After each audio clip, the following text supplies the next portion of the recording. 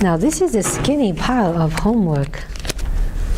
This is on 2 sections. Are you guys not doing that set of homework? Well, it was mostly coding, so I submitted a lot of it. Online? Okay. Yeah. Okay, I was being pessimistic. I thought you think, oh, I had all the homework, 10 of them, these 2, I can just drop them. Because I would drop 2 homework, lowest 2 grades. Okay, so I don't know how this class will be for you. We'll see. So this is something like normally doesn't happen. I must be confused through the semester. Along the semester, all the way through, I thought I was behind schedule. Maybe I set my schedule too aggressive. I forgot. Maybe I was always behind schedule. And usually when I teach towards the end, I usually have no time to go through Laplace equation, heat equation, which will come next week. Usually you have 1 lesson on Laplace equation like you had last time. And then I look at the schedule. We still have a couple more classes. So today is like a little bit additional on Laplace equation. Is that okay? I think will be very good for your final exam because it will have to appear on the final exam. And if last class were the only class and you saw only 1 example, and you can bring formula sheets, so that example cannot be on the final. It will have to be some variation of it. Is that right? So would it be good for us to see some variations ahead of time to see what to expect? Agree? So, okay, so we will go through a couple of variations of Laplace equation with some twists, and we'll see what the difference will be. Okay, so I don't have my lecture notes. I have a couple of pages of my sketch, so it's a bit like improvisation. We'll see. Okay, impromptu, Schubert, Chopin. Well, maybe not so classy, but we'll see. Okay, so do we remember last class? So we'll just go and see how it goes, and then we decide where we go. So last time we looked at Laplace equation, we set it up with finite difference methods, right? And what did we do? We had a unit square. Let me just set this up again because we're going to vary on that. So unit square was my domain. So let's draw my domain, if we remember. Okay, so it's from 0 to 1, 0 to 1. So we took an example of 4 by 4, but you saw at the end the pattern, so you could do any m by n. Okay, so what we did was uniform grid, which we'll stick to. Uniform grid, and grid size is m, oh no, I used the little m by n, so from 0 to n. Okay, so m plus 1 points actually. So what we had is so-called Dirichlet boundary condition. So boundary values are given for the unknown. So the example we had was 0 here, 0 here, 0 here, and we assigned something over here. We call it a function g of x. Is that right? Okay, so this is x, this is y. So that's what we did last time. And then we saw that after the discretization, we ended up with a system of linear equation. Okay, so let me summarize that. System of linear equation, we can write it as A times V equals to B. B is the load vector coming from some source term. Okay. And we recognize this A matrix, which is called the coefficient matrix. That's the important thing here. This has a blocked structure. So blocked tri-diagonal. We still remember all these we had last time? We remember it? So you can write your A in a blocked structure, and it's still tri-diagonal. So on the diagonal, you have some D, which is a matrix right now. I'll explain. And then upper diagonal identity matrix, lower diagonal identity matrix. Is that okay? So this block structure is n minus 1 times n minus 1. N is just a number, okay? And then we know this D here is again a tridiagonal with -4 on the diagonal, with 1 upper diagonal and 1 lower diagonal. So this is again n minus 1 times n minus 1, just to bring back your memories. I know you know all these already. And the I here is a identity matrix of size n minus 1 times n minus 1. Is that okay? So don't get confused of A. A is n minus 1 times n minus 1 block structures, and each block has size n minus 1 times n minus 1. Is that right? So the A matrix actually is much bigger if you really count all the elements. So the real size of this A matrix is actually n minus 1 squared times n minus 1 squared. That's its actual size, not thinking in blocks. Is that clear? So if you think n minus 1 equals to 100, this is 100 times 100, 100 times 100. The A matrix will be 10,000 times 10,000. Is that clear? Okay. So you see it's very, very clearly structured. And let's look at every possible equation in the matrix. We know the diagonal element is -4, which will be the diagonal element here, and the other non-zero element, maximum number of it will be 4, because you know the computational stencil. -4 in the middle, 1, 1, 1, 1 around. If they are all not boundary, you will get 4 other non-diagonal elements, and each one carries the value 1, right? So you add all the 1 up, you get 4, and on the diagonal you get 4. What do we call the diagonal? Is dominating. Is that right? So A matrix here has this important feature called diagonal dominating. And it's also symmetric matrix, right? I don't know if you remember from your linear algebra course. If it's symmetric, all the eigenvalues are real. That's a very desirable feature.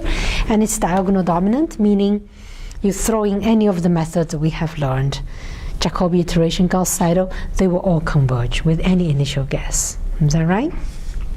Okay, and what else? Yeah, so if later on you should take more advanced numerical analysis course, then you will see detailed study of this matrix. People know a lot of it, know its eigenvalue, its eigenvector, know the condition number, know how it behaves. This is kind of the most important matrix because of the importance of the Laplace equation. Is that clear? Okay, but we don't get into all that. Okay, so just to give you some perspective. So what we're going to do today, one important variation we will do will be changing the boundary conditions and adding maybe some source term to see how it changes my discrete system. That's my discrete system. Okay, so the first variation. So I'm going to add many non-zero Dirichlet conditions. Okay, so completely non-zero or non-homogeneous Dirichlet boundary condition. So the example we had last time, we conveniently put 3 zero conditions and put 1 to be non-zero. Now what I'm going to do will be, I will just assign values everywhere along the boundary. So here will be some function of y because x is fixed, and here will be some function of x, okay, and here will be some functions of y, well, whatever you want to call it. I call it m on my notes. Is that okay? So that's my non-homogeneous Dirichlet boundary conditions. So how does it change my system in the end? I want to understand the change caused by this to my system. So let's take an example. Still take the same example using n equals to 4. Do you think the coefficient matrix A will be changed by this change? When we were setting up the system last time, where did all the boundary conditions go into in the end? Remember? Vector. They all end up on the right-hand side, is that right? Because you take your computational stencil, which is this cross, okay, and you put it here, and you see you touch the boundary. And then the boundary value is given, so it's not unknown. So we throw them all to the right-hand side. Is it right? So last time, these values got to the right-hand side, and they are 0, so you get a lot of 0 on the right-hand side. If I now have all functions on the boundary, then I will pick them up on the right-hand side. Is that right? You just need to understand where on the right-hand side do each of these go to. Is that okay? So,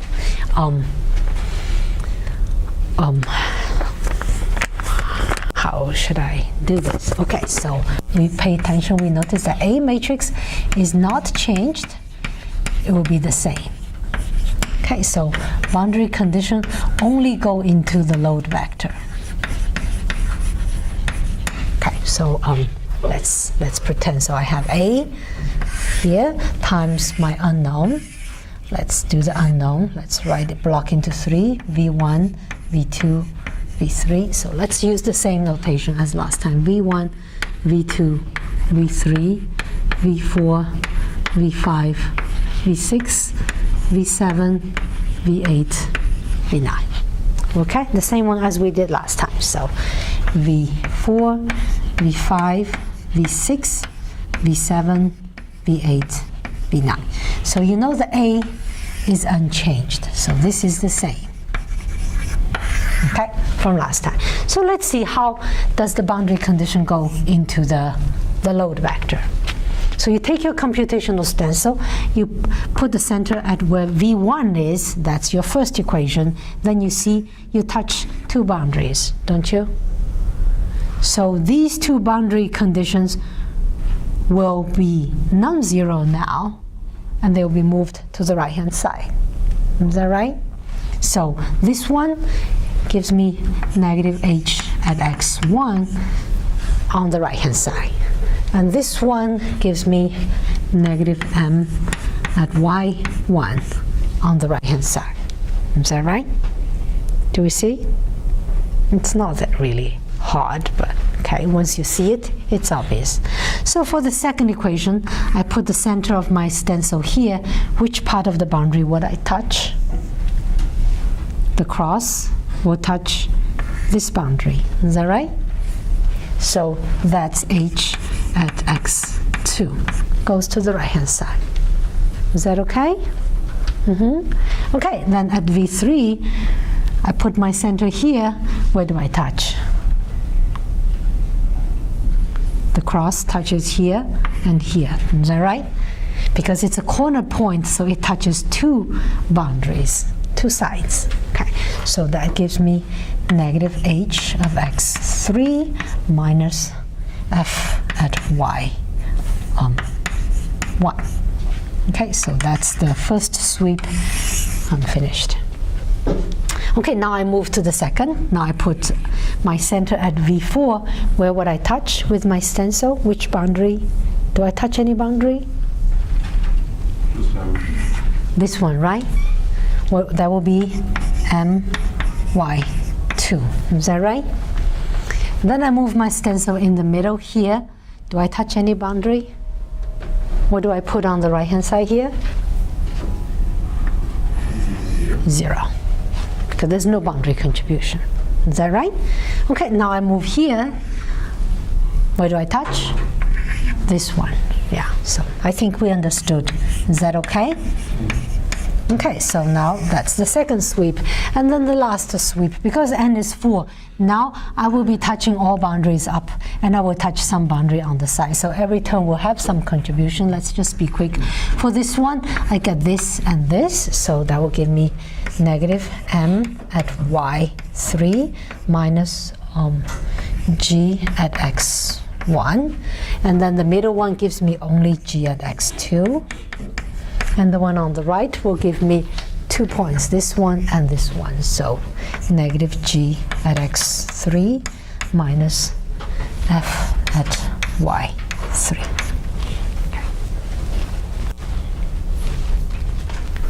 Is that okay? Do we see the pattern? Now I ask you, if n is bigger than 4, how would this change? In the other class, I took n to be 1 bigger. Let's say I take n to be a bit bigger. Let's say n equals to 6. How would this change? Do we see the pattern? So we see that all the points that the stencil touches the boundary will have some contribution on the load vector, right? If a point, the stencil remains completely as interior, I will get 0 on the right-hand side. Is that right? So let's say n equals to 6. Maybe I should be nice and draw a graph of this equal to 6. So 1, 2, 3, 4, 5, 6, and then let's draw just the lower part.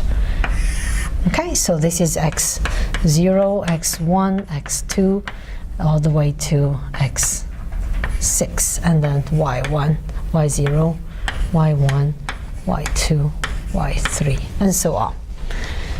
Okay, so you know the A matrix will be this blocked structure, and then let's check the load vector, the B vector. Okay, the B vector equals to the following. So let me do this block structure. So you know the B vector will be cut into 6. Now we have 5, right? 5 pieces. So how would that be? Let's say I need it to be longer. 1, 2. So okay, 1, 2. Okay, this will not be able to fit in 5. Each one will have 5 elements. Is that clear? So what will be the first one? So you know that stencil will touch 2 boundaries. Is that right? That one has 2 contributions. That will be, if we still label it the same way, will be h x1 minus m y1. Is that right? And then there will be another stencil that touches the 2 points. In this sweep, that's the last one. I'll touch here and here, right? And everywhere in between, I will touch one side of the boundary. Is that clear? So as you go through, you will have, what do I call this, h? You will have negative h x2, negative h x3, negative h x4, and then x5, that's the one I have 2 terms plus a f of y1. Is that clear? Because that one touches the 2 sides of the boundary. Okay. And then going to this sweep, if I put my stencil here, I touch just that boundary. So that gives me negative, what do I call that? M of y2. And then all those will be interior, will be 0, 0, 0. And then the last one here will touch this boundary. I'll get negative f of y2. Do you see the pattern? It's quite obvious. Is it obvious? I'm talking to myself, huh? Okay, so the third one will have m y3, 0, 0, 0, and then negative f at y3, and then negative m at y4. You get 0, 0, 0, and you get negative f at y4, right? Those are the intermediate, kind of have a lot of interior, completely interior steps. Okay, and then you reach the last one, and then this one will touch 2 sides, and this one will touch 2 sides, the other will touch 1 side. Is that clear? So let's write it up. So the one touching 2 sides will give me, what are they called? M and the G. So negative M y4 minus G x1. And the rest will just touch the G. So I get negative G x2, negative G x3, negative G x4. Okay, you should have a computer program, and you have an algorithm, and you know where to fit in. And then the last point will touch the 2 sides, is G and F. So negative G x5 minus G, no, F y4. 5. Okay. DM on that last one should be y5. M of y5 minus g of x1. Oh, that's 5. Yeah, you're right. Okay. So can you construct any different number of n? Well, usually you don't do this by hand. You see where it goes. You have an algorithm that will go in and fill in the corresponding place in this vector, the boundary conditions. Is that clear? All right. Okay, that's that. So now you can handle non-homogeneous Dirichlet boundary condition anywhere it shall show up. Okay, so let's add the second variation. Okay, so I'm going to add some source term to the equation, and then this is not called Laplace, it's called Poisson equation. We have heard of it? Physics major? Equally important as Laplace, right? But it behaves very similarly to the Laplace equation. So the left-hand side is the same, and I have something on the right-hand side, some function, some kind of a source. Call it phi, depending on x and y. Okay? And let's consider the same domain, the same thing. So unit square, let's consider the same thing. Unit square. Well, uniform grid.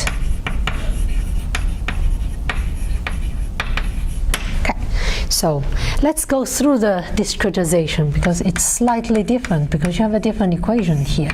So let's set up the final difference method. So let's write out uxx is ui minus 1j to uij ui plus 1j over h square, and uyy is uij minus 1 to uij uij plus 1 over h square.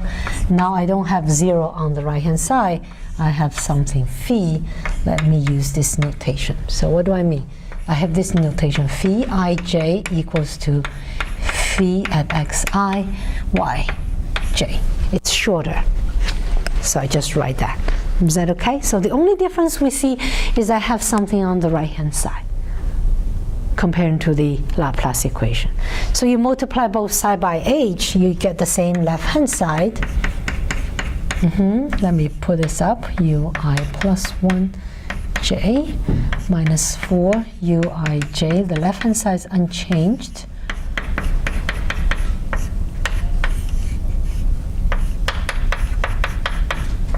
And then the right-hand side becomes h squared phi ij. Let's say we have the Dirichlet boundary condition as variation 1, but now the equation is Poisson instead of Laplace. How will the discretization change? Will my A matrix be different? It's totally the same, isn't it?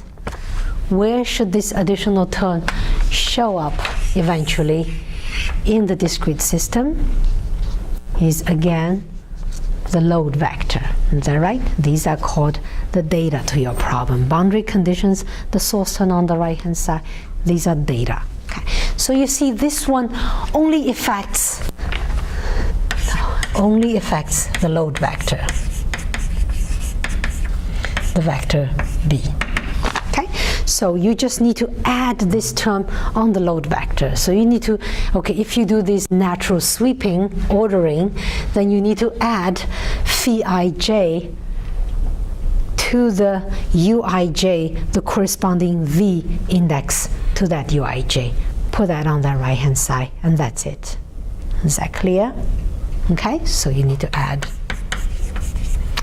h squared phi ij in B, let's say BK, where your VK is this after your ordering, it corresponds to that uij. Is that okay? And that's all. All right. So that's all I'm gonna say. on that. Okay, so what's more interesting of what I want to say will be different types of boundary condition. So far everything is Dirichlet, that the value is assigned on the boundary. So now we're going to look at something else. So this is called Neumann boundary condition, where the boundary condition is given in the derivative form. Okay, so you actually don't know the value, you only know some derivative. Okay. So to fix the idea, I will consider the Laplace equation in one space dimension first. Once we understood that, maybe we can try the 2D. Okay. So Laplace equation, okay, let's think of Poisson with something on the right hand side. Uxx equals to, now it's only a function of x, let's say some function of x. And I put some boundary conditions. So what do you want? Let's put on the 0. So u prime at 0 is given, let's call it value a, and then u at 1 is also given, let's call it b. Is that okay? So earlier we had u0 is a, and now we have a derivative. So pay attention, that's the new condition. These are called Neumann condition. Okay? Or you call it Neumann. It's German. All right. Okay. So earlier when we talked about two-point boundary value problem, we kind of brush through this. I say if the boundary condition is given in the derivative, well, and then u0, u at x0 is your unknown, you have to come up with an additional equation. Is that right? So at that time we suggested the following. We say let's put in the Euler's condition at the boundary, because outside the boundary I don't know, so I'll stick to the boundary and I take one step in the boundary. I use that information to approximate the derivative. It's kind of a forward Euler. So if you remember, find the difference, Euler step for the first derivative is a first order approximation. Do we remember that? And for this equation here, the second derivative will throw in some central final difference, and we know those are second order.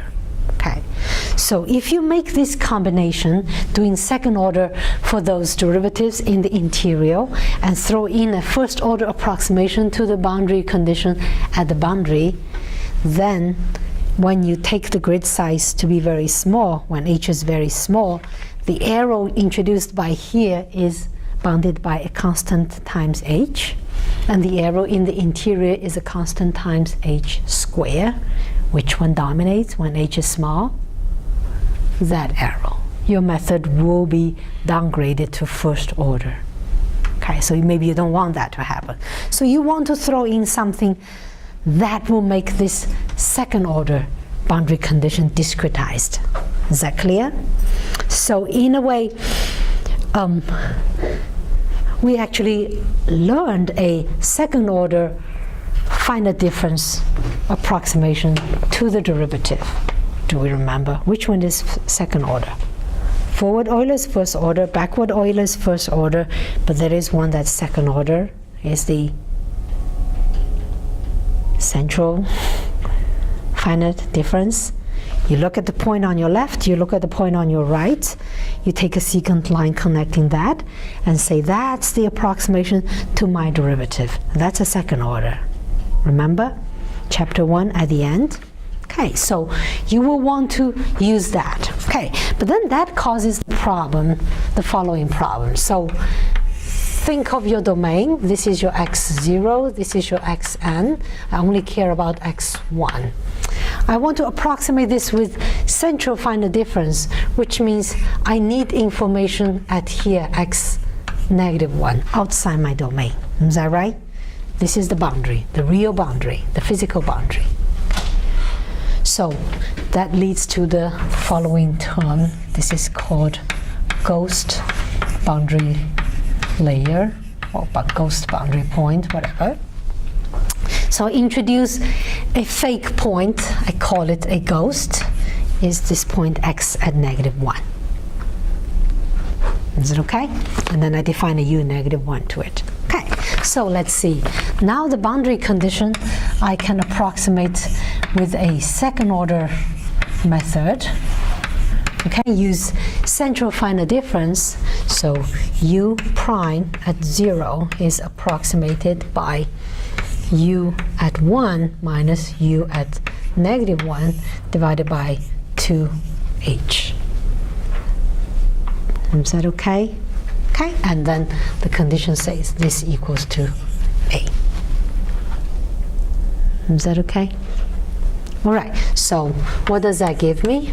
Well, I can take the ghost, leave it on the left-hand side, and move everything to the right-hand side. Can I do that? So this will give me u1 minus 2ha. So I have a way of representing this ghost. Don't worry, u minus 1 will be gone eventually. Okay, so now let's go back to the equation. I will set up some central final difference. So that will be I minus 1 minus 2 ui plus ui plus 1 divided by h squared. Okay, so do you see how fast I write that out? It's automatic. You should be able to do that. Is that okay? It's not too hard, right? So fi, right? So okay, let me clean up a little bit. I just want a nice form. So ui minus 1 minus 2 ui plus ui plus 1 equals to h squared fi. Okay, and I call this star, and I call this double star. So now you know your number of unknown is 1 more than if you had Dirichlet boundary condition, because u0 is your unknown as well. Is that right? So let's check my unknowns. My unknowns, I know u0 is an unknown, and u1 also, all the way to u and minus 1. All these are my unknowns. Okay, I do have a boundary condition which gives me un equals to b. Is that right? Okay. So let me write out this my final difference approximation with I equals to 0, the one that touches the ghost boundary. Okay, because I want to get rid of it. If I write out that one with I equals to 0, what do I get is u negative 1 minus 2u0 plus u1. Is that right? It equals to h squared f0. Is that right? So now at the boundary, I have two equations. They both contain the ghost. I can plug in star into here and get rid of this ghost. Do you see? Actually, I will not have it anymore. So plug star, no, I used this star, okay, in for u negative 1. Okay, so what will I have if I do that? Well, I'll have u1 minus 2ha for that one, and then the rest I copy.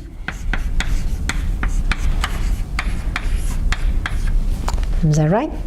I get one equation specially designed for that boundary, okay? With the equation and the boundary condition all combined in one, okay? So let's combine the terms, clean up. So I have negative 2 u0, and I have 2 u1s. This gives me 2 u1, and this has nothing to do with the unknown. It's a source term, so h squared f0 plus 2ha. Okay, so that came from the boundary condition. Okay, so this becomes the first equation. So this is the first equation, equation 1, plus this equation double star here for all other choices of I. So equation double star with the I from 1, 2, all the way to n minus 1. Is that right? Now I have exactly n equations and I have n unknowns. I can solve it. Is that clear? Let's set up that system. Are we okay? All right. Okay, so system. I probably need a bit more space. Okay, so how is this system of my linear equations look like? I always want to write it as a matrix times a vector equals to vector. So let's put this matrix here and times my unknown vector equals to my load vector. Okay, so my unknown will be u0, u1, u2, un minus 2, un minus 1. Is that right? Without looking at the first equation, look at the other equations, you see they are governed by this equation here with star, with I equals to 1, 2, 3. So if you see something like this, where in the matrix A do these coefficients go in? This will be for equation I. In particular, tell me where will that coefficient go. Once you know that one, you know how to place the other two. They're next to each other. Is that right? That one, where in the A matrix does it go to? For equation number I, position number I will be on the diagonal. Is that clear? If you see this, you know this gives you a tri-diagonal system. Right? We've seen that a couple times. So which means from the second equation on, I get a tri-diagonal system. 2, negative 2, 1, negative 1, no, 1. I'm sorry, let me write it better. 1, negative 2, and 1. Okay? So all is 1, all is 1. Okay. Okay, so the right-hand side would be h square f 1, h square f2, all the way down h square f n minus 2, h square f n minus 1. What should I be more careful with the last equation? I lost the 1 here because un is the boundary condition, right? Which I should throw, it's my data, right? To the right hand side, which means it gives me a negative b. Is that right? Boundary condition. Okay, that's the Dirichlet boundary condition. Okay, so now let's look at the first equation, which we derived here. The first equation here. So how would I insert that in? This one, equation 0 for u0, so that will be the diagonal one. That will be the first one, right? So you get a negative 2 and a 2. Is that right? And then you're filling, and then you have to put this on the right hand side. h square f0 plus 2ha. Okay, so let's be specific. So this is the new Neumann boundary condition. Okay, and then this term here came from my other boundary condition, u at 1 equals to b. And then in the middle, it's just a Poisson, the discrete Poisson. Okay? Now this will be a truly second order method. Everything's second order. How much time do I have? 3:10. Okay. Do you want to see it in 2D? Do you want? We can take a smaller system and see how this can be worked out in 2D. Or we can see a variation, Robin condition, still in 1D. What would you like to do? Want to go into 2D or stick to 1D? No preference? No? Should I pick? Let's go to 2D. Okay. To the Poisson. Okay, so that will be variation 4. Okay, 2D.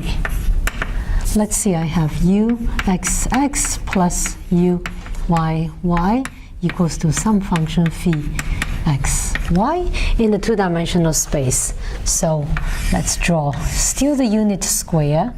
I'm going to discretize with the n equals to 4 again, okay? So n equals to 4, otherwise it's too big to write. So I have my grid like this, my grid like that, and I have a Neumann boundary condition at one side. Just deal with one side. Let's say here I have Neumann boundary condition. So my u x derivative, usually they are normal derivative perpendicular to the boundary. So u sub x at 0, y, let's say that equals to a. Is that okay?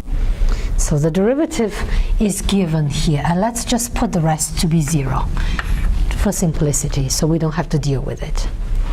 Otherwise, they contribute more terms. You know how to handle that. Okay. Is that clear, the boundary condition? So we want to see how does that affect my discrete problem. Okay. Okay, so we want to approximate the boundary condition by a second order finite difference. So boundary condition, it's in the x direction. So we'll be inserting some ghost boundary. So let's say this is the point where x is 0 for a certain y. That's j. Okay?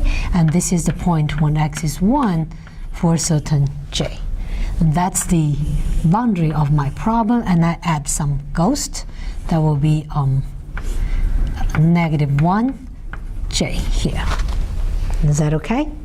So the boundary condition u sub x at 0 at y j can be approximated by a second order u1 j central finite difference u -1 j over h square equals to a.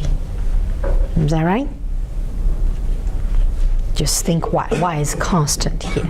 So can we represent the ghost by something? So this gives me u -1 j equals to u1 j minus a times, no, not h squared, 2h, I'm sorry, 2ha.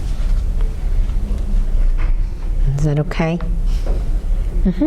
And then I will do the same thing. I will write out my discretization at the boundary, pretend the equation holds a little bit outside. So that Poisson, which I just erased, at the boundary. So the PDE, the discretization at, what will we doing? 0j. Okay, so what would that be? That will be you will have 1 point at the negative, so -1 j plus u1 j minus 2 u 0 j, right? Minus 4 plus u 0 j minus 1 u 0 j plus 1 equals 2.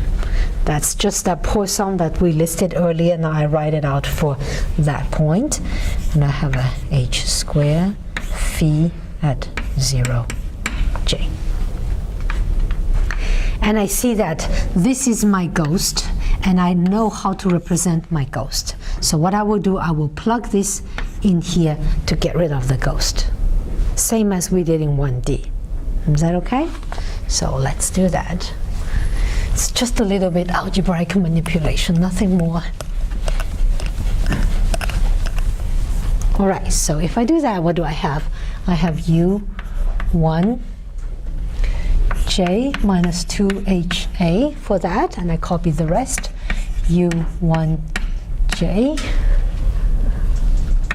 for u 0j plus u 0j minus 1 plus u 0j plus 1 equals to h squared phi I j. And you see some things are not with unknown. This one will be moved to the right-hand side, and I can combine these two terms to get a 2u1j, and I have to copy the rest.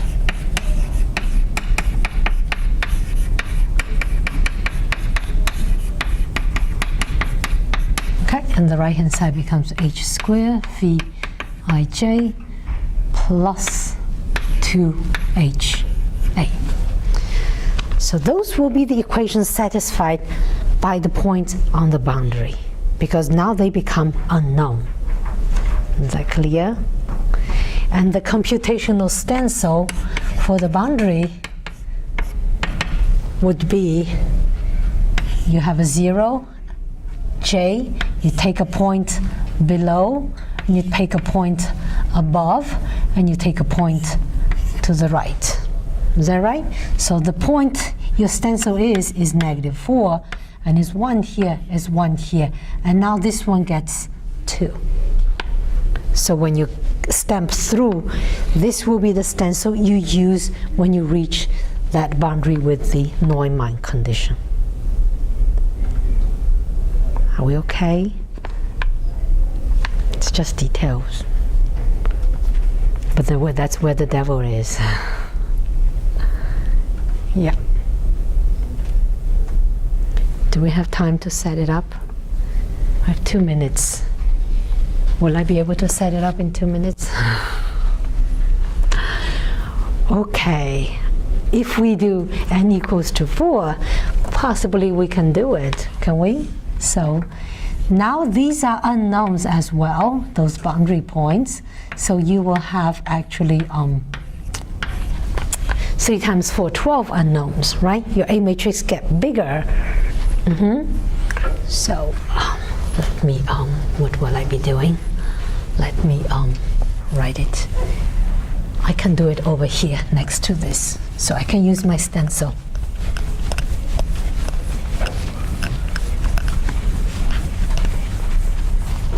Okay, so my system will be a huge matrix A, which will be 12 times 12.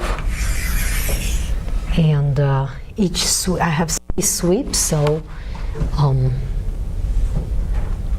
yeah, it will be 3, 3, 3 sweep, and each of them is a 4 times 4 matrix. Is that okay? And then my unknown vector. So let's label this will be my V1, V2, V3, V4, V5, V6, V7, V8, V9, V10, V11, V12. You should have chosen to make me stick to the 1D problem instead of venture into 2D. But it's okay, it's not that bad, isn't it? So I have V1, V2, V3, V4, that's the first sweep, V5, V6, V7, V8. I should have kept that equation, so V9, V10, V11, V12, and some right-hand side. Okay, we'll deal with that. Okay, so how does this matrix look like? So V1, you have the stamp here, here, and here, right? That's a boundary condition, that's 0. So you take V1, V2, and V5. You have -4, 2, and 1. So on the diagonal is -4. On the right is 2, and V5, which will enter here, is 1. Are we okay? I'm being fast now. Okay, and then you put your stencil here at V2. What do you get? You get the regular one, isn't it?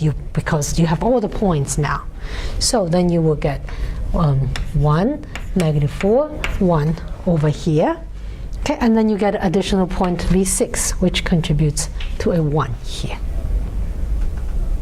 Are we okay? So you will know this will give you tridiagonal all the way through 1, and this will be identity all the way through. And this will be 0. There'll be nothing there. Are we okay? You see this pattern will just repeat. It will be the same thing. This block here will be the same as this block. Right? So if you don't believe me, you work out the detail. 1, -4, 1, -4, 1.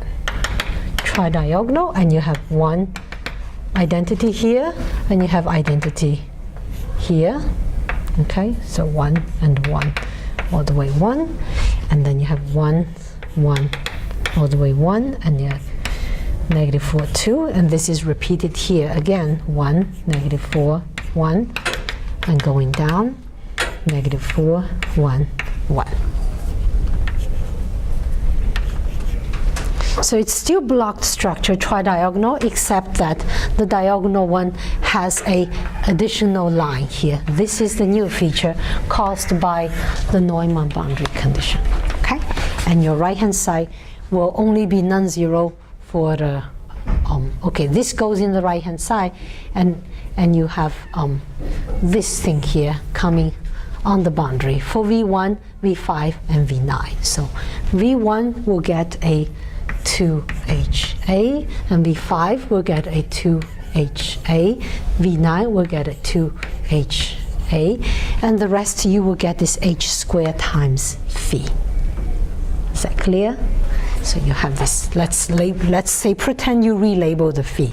So you have H squared phi1, H squared phi2, all the way through, plus H squared phi, the last one, phi12. Pretend you label the phis. That's all. Is that okay? All right. You don't have to be able to set up Neumann boundary